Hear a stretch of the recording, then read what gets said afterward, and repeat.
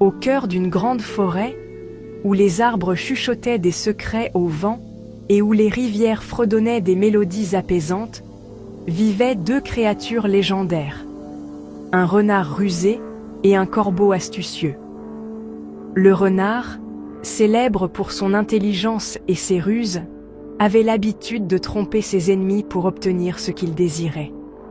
Quant au corbeau, il était connu pour sa malice et sa capacité à déjouer les pièges les plus habiles.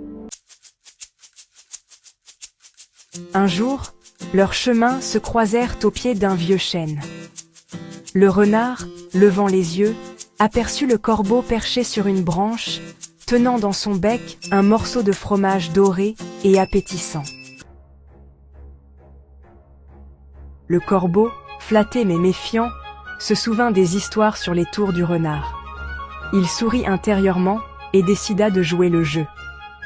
Il déposa son fromage derrière lui, bien à l'abri, puis ouvrit son bec pour chanter. « Corbeau, crois, crois !» Le renard fronça les sourcils en voyant que le fromage n'était pas tombé. Il comprit qu'il avait affaire à un adversaire redoutable. « Renard, quelle voix puissante! Mais je me demande, seriez-vous capable d'inventer un chant qui raconte une histoire ? Seulement si tu me montres d'abord un tour de ta fameuse ruse, cher renard. » Le renard, piqué dans son orgueil, accepta le défi. Il s'élança dans une série d'acrobaties, fit semblant de tomber et se releva dans une pirouette habile.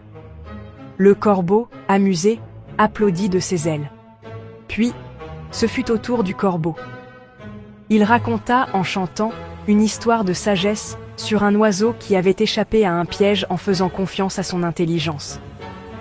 Le renard écouta attentivement et réalisa que le corbeau n'était pas seulement rusé, mais aussi sage et réfléchi. « Corbeau, tu es un véritable artiste.